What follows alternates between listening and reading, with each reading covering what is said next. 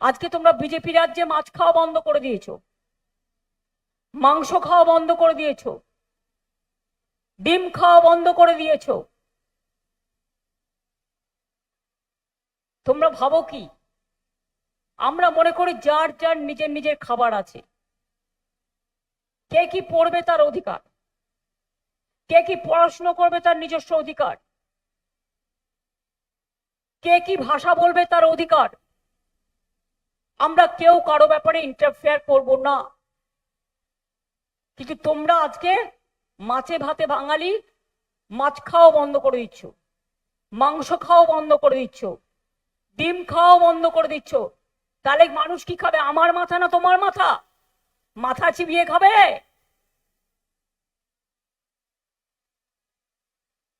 জিজ্ঞাসা করুন ওদের। ভোটার লিস্ট থেকে কুচবিহারেও প্রায় 2-2.5 লক্ষের মতো নাম বাদ দিয়েছে, বিজেপি বাদ দিয়েছে। কেন বাদ দিয়েছে? জানে সামনাসামনি লড়াই করতে ওরা পারবে না, মানুষের ভোটে জেতার ক্ষমতা নেই। তাই central force, income tax, ED, CBI, পুরো ভারত সরকার, বিজেপি সব রাজ্যের সব এসে বসে গেছে। তাও বলে দেখুন, লড়াই করছি একা, আমি একা নই। আমি যদি একা হই, আমার সাথে 100 ভাগ মানুষ আছে। গণতন্ত্রে বুলেট নয়, ব্যালট, এটা মাথায় রাখবেন। গণতন্ত্রে বন্দুক নয়, ভোট হচ্ছে আসল ক্ষমতা।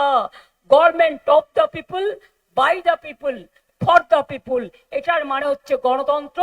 ভারতবর্ষের সংবিধান বলেছে ধর্ম নিরপেক্ষ, সেকুলারিজম। ভারতবর্ষের সংবিধান বলেছেন সবাইকে সমান অধিকার। এটা ভারতবর্ষের সাংবিধানিক কথা।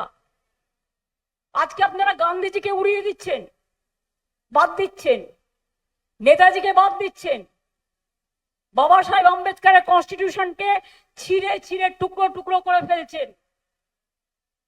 আপনারা রবীন্দ্রনাথকে রবীন্দ্র সান্যাল বলেন, আপনারা বিদ্যাসাগরকে ভুলভাল বলেন, বঙ্কিমচন্দ্র চট্টোপাধ্যায়কে বঙ্কিমদা বলেন।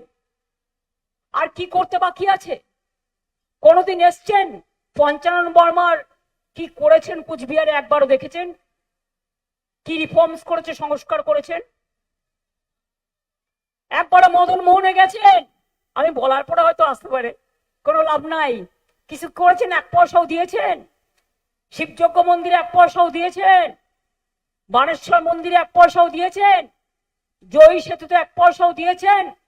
ভাওয়াইয়া সেতুতে 1 পয়সাও দিয়েছেন?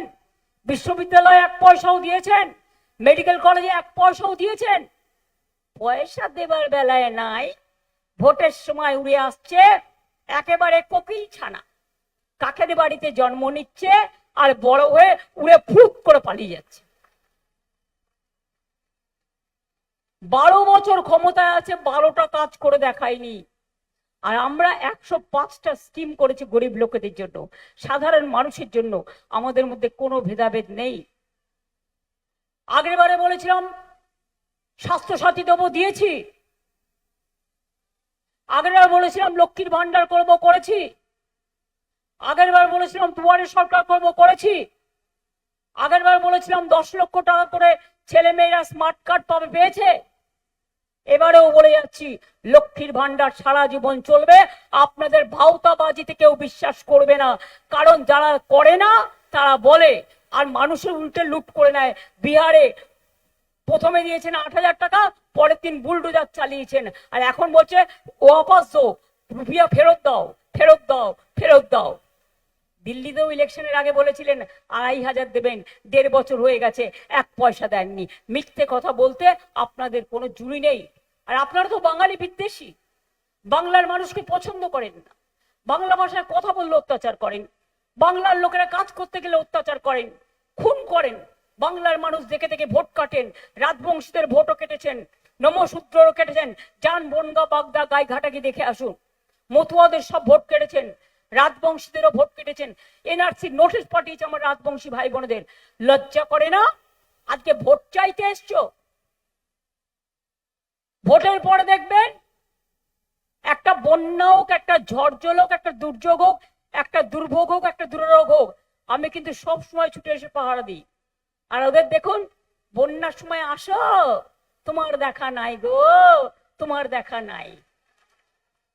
সাইক্লোনে আসো, তোমার দেখা নাই গো, তোমার দেখা নাই। কুচবিহার কত দূরের জেলা, একবারও খবর নাও তারা ভালো আছে কিনা? নাই নাই নাই, তোমার দেখা নাই গো, তোমার দেখা নাই। আর ইলেকশন আসলেই ভোট দাও, ভোট দাও। ইডি আছে, সিবিআই আছে, ইনকাম ট্যাক্স আছে, সেন্ট্রাল ফোর্স আছে, সবাইকে এক পক্ষ করে দিয়েছে। কোনো দিন দেশে আমি এই জিনিস দেখিনি। আমি অনেক প্রধানমন্ত্রী দেখেছি, আমি 7 বার আপনাদের আশীর্বাদের শুভেচ্ছায় আমি পার্লামেন্টে গেছি। আমি এরকম প্রধানমন্ত্রী আমি জীবনে দেখিনি। আর একজন বাবা দিল্লি থেকে এলো গাই, সাথে এলো মোটা ভাই, নিয়ে এলো ইডি সিবিআই, ইনকাম ট্যাক্স আর করো বন্দুক তাই। বলি আন্না, অনেক হয়েছে আন্না, তোমরা বাংলাকে টার্গেট করেছো। বাংলার মানুষ তোমাদের বুঝিয়ে দেবে, বাংলাকে ইংরেজরা পারেনি, তোমরাও পারবে না। জেনে রেখে দাও, বাংলাই ভারতবর্ষকে পথ দেখাবে, বাংলাই আগামী দিন। বাংলায় জিতে আমরা দিল্লি থেকে ওদের সরকার ভাঙবই, ভাঙবই, ভাঙবই গণতন্ত্রের মাধ্যমে। দেখে নেবেন, সব বেআইনি কাজ করছে। 2/3 মেজরিটি থাকা, মেজরিটি ছাড়া কনস্টিটিউশন অ্যামেন্ডমেন্ট বিল পাস হয় না। আমি অ্যাজ এমপি অফ পার্লামেন্ট আমি জানি, আমি আমার দলের সাংসদদের কাছ থেকে ইনফরমেশন পাচ্ছি, বলছে সিঙ্গেল মেজরিটিতে পাস হবে। আরে তুমি 33% রিজার্ভেশনের সাথে মেয়েদের ঢুকিয়ে দিয়েছো ডিলিমিটেশন ভঙ্গ করার। আমার পার্টির তো 37% আমাদের ইলেক্টেড মেম্বার আছে। করে দেখাও, তোমার পার্টির মেয়েদের আগে জিতিয়ে দেখাও, পার্টির মেয়েদের টিকিট দাও। আমরা তো দিয়ে দেখাই না, আমরা জিতিয়ে দেখাই। আমাদের সাথে সব সম্প্রদায় আছে, হিন্দু হোক, মুসলিম হোক, রাজবংশী হোক, তপশিলি হোক, কে নেই, সব মেম্বার আমাদের আছে। সিরুল ট্রাইব হোক। আর তোমাদের কি আছে?